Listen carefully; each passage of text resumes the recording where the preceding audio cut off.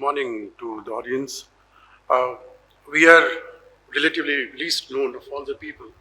Global Network for Zero is an organization that certifies buildings, properties, and companies for net zero emission, energy, water, and waste. So, briefly speaking. So just to begin with, anything that is digitalization has got a transformative effect. For example, the digital payments that we do, that has a transformative effect, and it basically depends on 3Ds that they talk about: decentralization, digitalization, and decarbonization.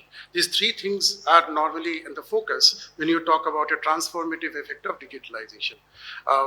And just to put it in a summary, when you scan a paper document, you create some digitized document. But when you do an OCR on that, when you use that in your process, that document becomes a digitalized document because it helps in the process. Benefits, of course, has been seen by, at least we are proud that in India we have seen the benefits of digitalization in terms of digital payments, digital transactions, income tax fill-up, or everything that we talk about. Since I'm pretty old and 36 years in the industry, I have seen how it has transformed from running after people to getting it done from the safety of your home. So, and at the epitome of this is things that are happening now. Building information modeling, the important word is information in center. And this information, since I worked with Germans, Russians, Japanese, during my stint with steel plants, power plants, this information processing has been there in this advanced technical economies, I will say, or industrial economies since long.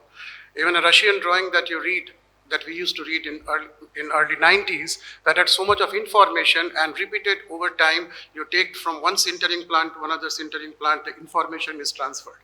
So building information modeling, key point is information, not really 3D. You can do information in everything. And if you follow ISO 19650, that is a standardization of information. How do you process information? So point is data comes, information is what you get out of it, and then you do the modeling. And building is not only a building, building is building anything. It can be a bridge, it can be a road. Anything that you build is building information modeling. Changes that we expect, of course, is of large scale. And one of the most important things is interoperability.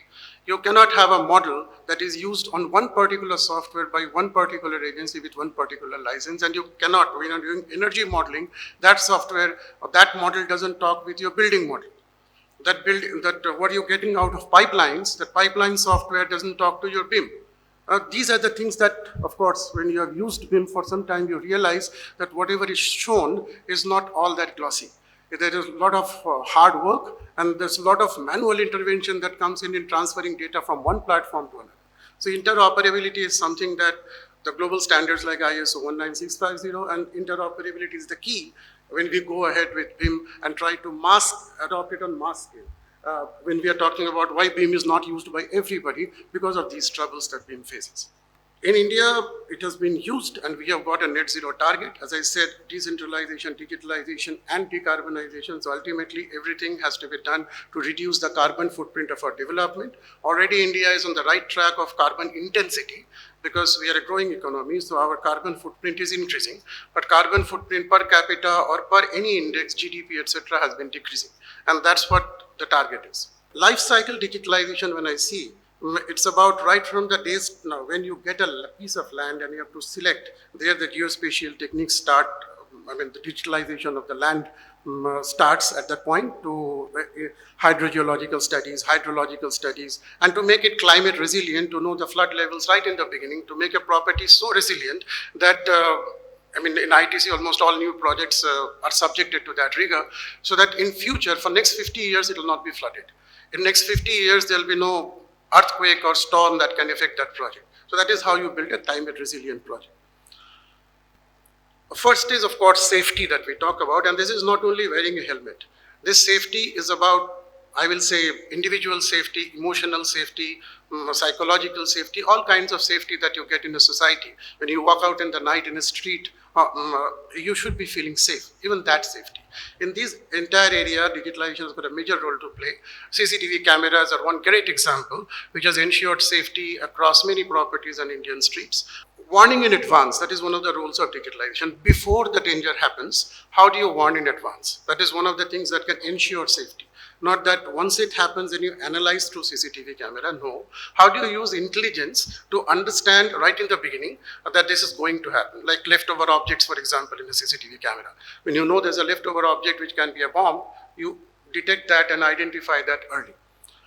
Second is about simulations for decisions in advance, which is what BEAM does in my opinion, or any modeling does, is that the building is not yet built, the property is not yet constructed. How do you simulate all the aspects of that property so that when you are actually operating that property, you can take the benefits of that and you can carry forward your design decisions and give it to the operational team. Usually these two teams are very disjointed.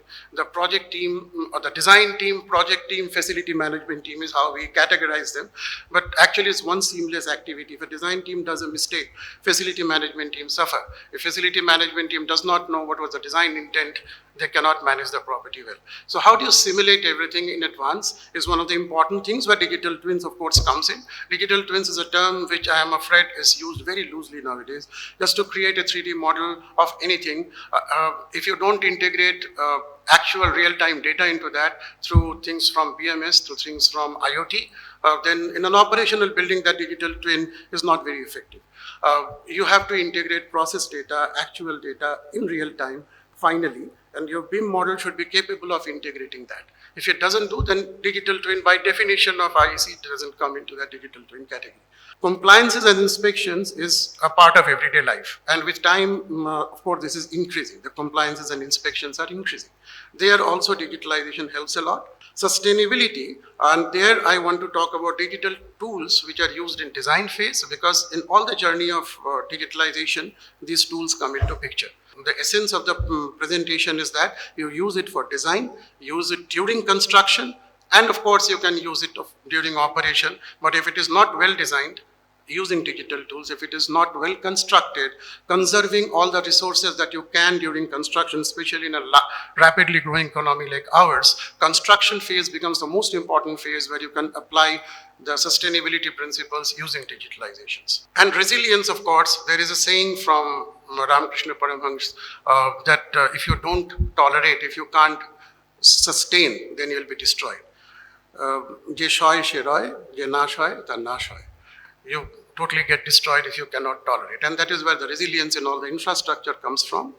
Standing up to climate change is everybody's business. It is not only government's business, though government as a leader will accelerate it, will enforce it. And now we are living in a time where all things that impact climate change have to be enforced, in my belief. It cannot be just a guideline, it cannot be just advice. And finally, we are talking about what net zero does. Net zero is the next stage of doing green buildings and doing sustainable practices. Net zero is how you prepare yourself for a world where you are not drawing from your future, where you are not borrowing the resources from the future, consuming in your lifetime and leaving nothing for your next generation. So it is basically giving you energy independence, water independence, and waste management so that you do not fill the landfills with waste. That's all from my side. Thank you.